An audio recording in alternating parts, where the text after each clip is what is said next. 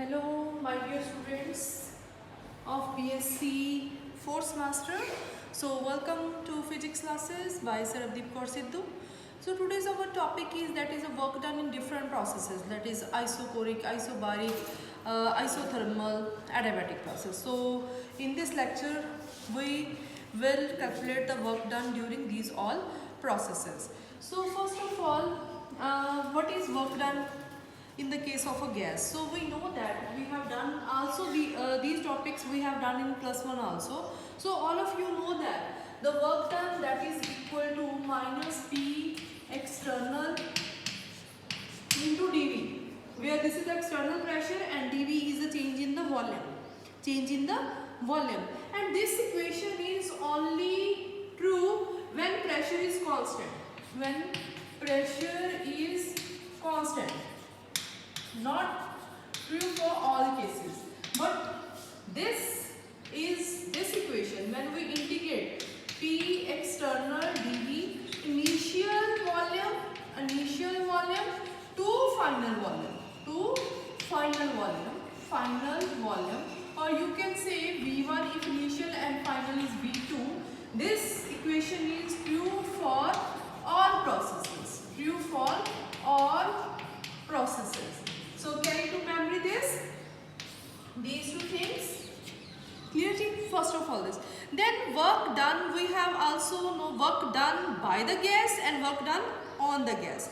So during expansion, we know that during expansion, so when gas expands, what will happen?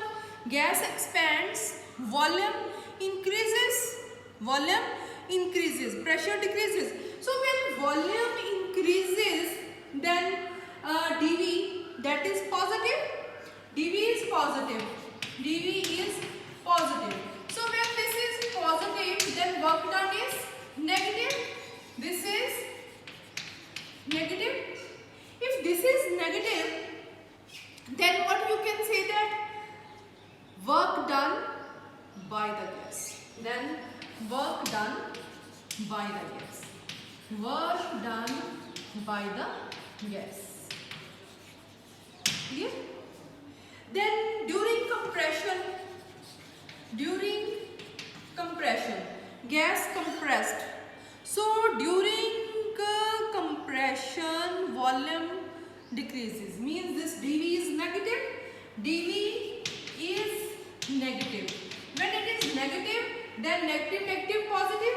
W is positive. So this is work done, called work done on the gas.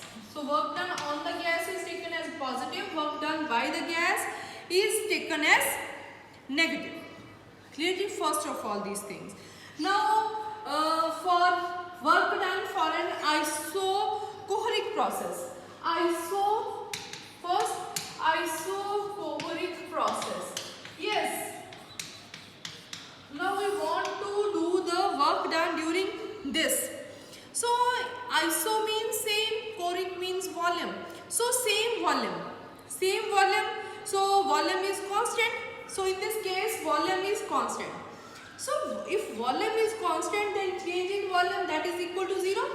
So volume is constant, change in volume, that is 0. Then what about work done? Work done is 0. Clearly?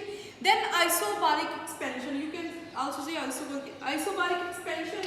Yes, isobaric expansion. During that, what will happen? Isobaric means pressure is constant. So I have already said that for a constant pressure, this equation is used. True. So in this case, work done, that is equal to, you can also, if you want small work done, you can write dW minus P external dot D. So this is in the case of isobaric process. Clear? Now our main topic to find out the work done in reversible, irreversible process. Okay? Or you can say reversible isothermal expansion. So that we will do that. So first, work done in the case of isothermal expansion. So write down work done work done work done in isothermal expansion. Also reversible, you can say. We will do this for the case of reversible and for irreversible processes. Now all of you know that the reversible process, which always occur in small steps, very slow process, clear, and that process comes to its initial position, initial state at any time. That is a reversible.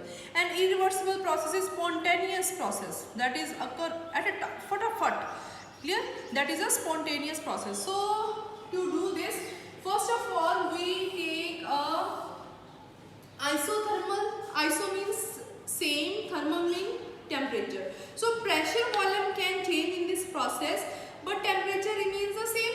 So we take a container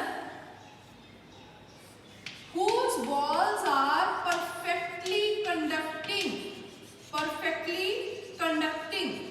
clear, perfectly conducting, and we take ideal gas in this container. So this is ideal gas in this container. Here, now there is a piston. We take a piston. This is a piston. We take a piston in this, and the pressure inside the gas, we take it pressure of the gas, and outside pressure we take P external. Clear? Now how when gas expands, we take that there is expansion of a gas. So when gas expands, what will happen? When gas expands, volume increases, and piston slightly moves or changes position, it moves upwards. So piston upar jauga. So suppose this is the volume, initial volume V1, and piston moves upward, this is the volume V2. So on when we have a weight on this, we have a weight on here, we put the weights, you can say sand or weights or stones, we put the stones, and we slowly remove these stones slowly. First we remove one stone, then in the second step we remove second stone, then third stone, then fourth stone. Then there will be a change in pressure, inside pressure and outside pressure. So when there is a change in the pressure of a gas and external pressure, then there is a work done. And when the change in the pressure is very small, the pressure of the gas is slightly more than the pressure external, you can say that is this is dp, small change.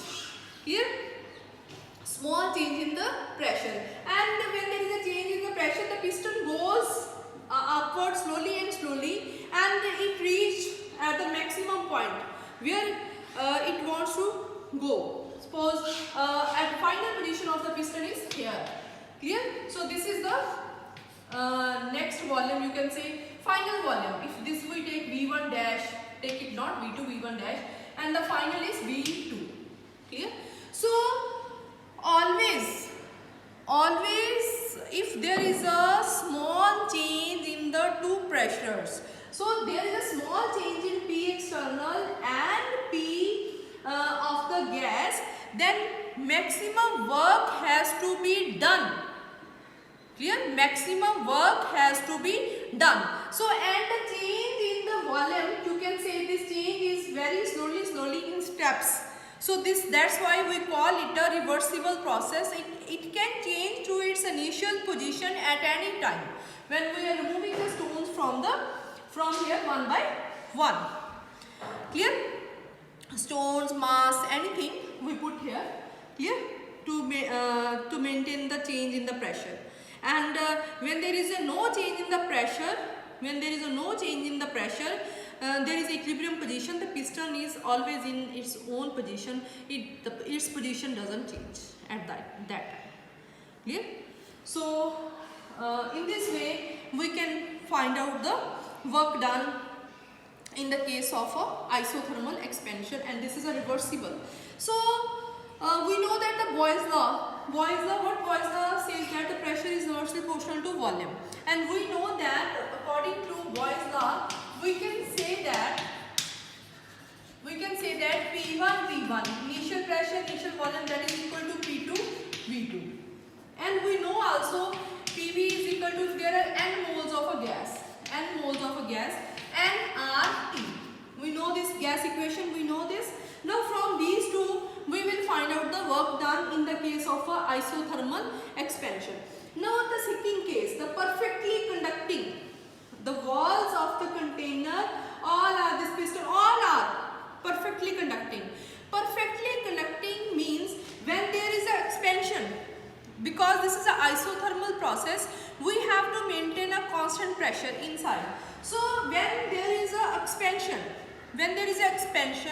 then volume increases and the gas molecules expands, then there is a cooling. When there is expansion, means there is a cooling. Cooling means temperature reduces. So to maintain a constant temperature, the gas can take heat from the surroundings because the walls are conducting. So heat can be taken from the surroundings to maintain a constant pressure inside. Same in the case of compression. When there is a compression, then what will happen? The compression, the inside, there is a increase of temperature, or you can say that heating, and you can say temperature increases. So in this case, heat can be given to the surroundings to maintain a constant pressure, because to maintain a constant temperature, because the process is isothermal. That's why the walls are conducting. Now we want to find out the work done in this case. So work done during this process, work done can also be calculated in a single step. Then we integrate it from initial volume to final volume. Clear? So work done during this process, initial volume we take V1, final volume we take this V2 minus P external into dV. Clear? And PV is equal to nRT. So from this P external or P, you can take nRT over V. So put the value of P external, that is equal to nRT divided by V into dV. So this is equal to minus nRT, that is constant term because temperature is also constant in this case, 1 over V dV, and the result for this is log base E, or you can say ln V. So initial volume to final volume, this is from V1 to V2, or you can say minus nRT log of V2 over log of V1, log of V2 over log of V1. From this, if you want to change, because the log table is always with base 10, so if you want to change it to base 10, you can write it like this. This is equal to minus 2.303 nRT log of V2 over V1. So in this case, in this way you can find out the work done during a isothermal expansion. Clear? Log of V2 over log of V1. So this is the case of an isothermal. A minus sign shows that work done by the gas. Now if you want to change it into pressure, you can change it into pressure, because we have P1 V1 that is equal to P2 V2. So V2 over V1 that is equal to P1 over P2. So you can also change this into log of, you can say P2, sorry P1, log of P 1 over V, that is equal to log of final volume over initial volume, log of V2 minus V1. You can write it log of V2 over V1, log of V2 over V1 over P1 over P2.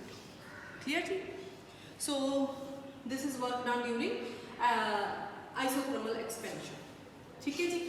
Now we take work done during an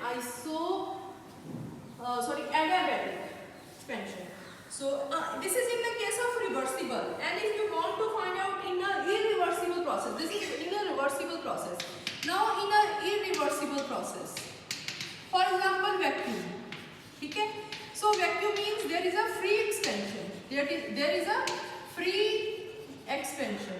So in this free expansion case, the change in volume is 0. So P external is 0 in the case of this case free expansion. So P external is 0. So work done is 0 in this case. Clear? And in an irreversible process, or you can say intermediate expansion, you can write that work done, that is equal to minus P external into dV. This is in the case of intermediary expansion. Intermediary expansion.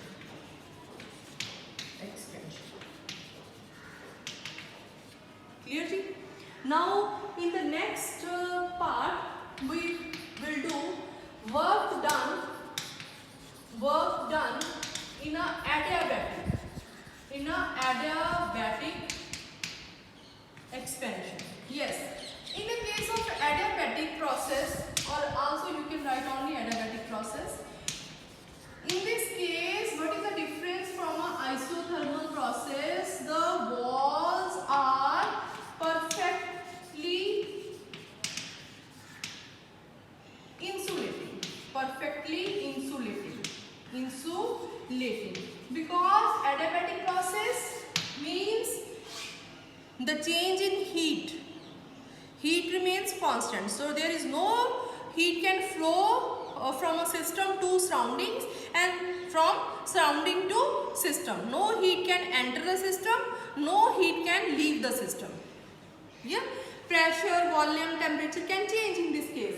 So the walls of the container are perfectly insulating. Same, we take the gas here and there is a piston. Here only walls are perfectly insulating. And we know that in the case of adiabatic case, we know the equation PV gamma that you have done in +1. PV gamma, that is equal to constant K. That we take the constant K, and this equation can be used to calculating the work done in the case of a adiabatic expansion or adiabatic process. So how you can find out the work done in this case?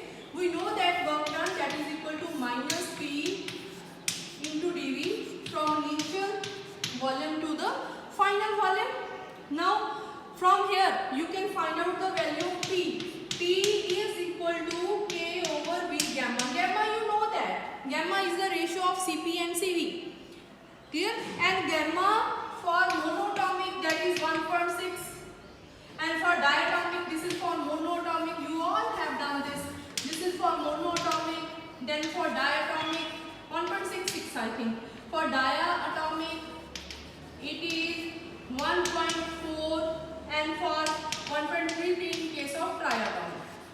This is for helium, this is for O2, this is for O3, 1.33. Clear?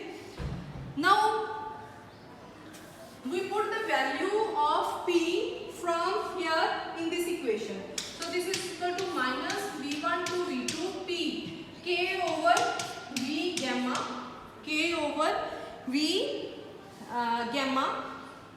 Yes, K over V gamma. Now you can take K outside. We take K outside. 1 over V gamma from V1 to V2. Now the integration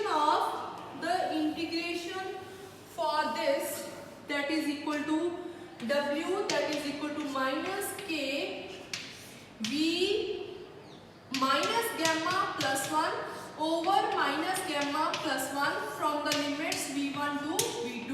We take this, that is equal to minus K over minus gamma plus 1 we take outside the brackets. This we have V2 minus gamma V2 minus V1 minus gamma into V1 after putting the limits. Now minus sign we change K over 1 minus gamma means gamma minus 1 you can take. Okay, using this minus sign. Now we have this V2 minus gamma into V2 minus V1 minus gamma into V1. So in this he can't go from this to outside and outside to enter out from outside to inside the container.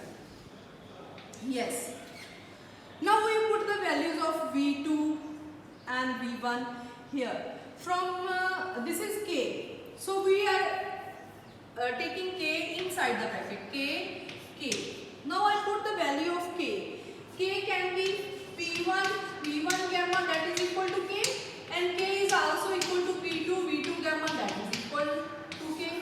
So this is K. Okay. So in this I put K that is P2 V2 gamma. So 1 over gamma minus 1 P2 V2 gamma V2 minus gamma into V2 minus, in this case K I put P1 V1 gamma. So P1 V1 gamma V1 minus gamma into V1. Here. So this goes with this goes with this. So we have what we have, the final result with us is work done during this process gamma minus 1 P2 V2 minus P1 V1. Clear? And also we know that PV is equal to there are n moles of gas and RT. So from this you can put P that is equal to nRT by, or PV is equal to nRT you can put. So I can put here nRT2 minus nRT1, or we are taking nR outside. So this is equal to nR upon gamma minus 1 T2 minus T. So these are the results. According to the in numerical problems, according to the physical quantities given, you can use the result in terms of P2 V2 and in terms of T2 minus T1.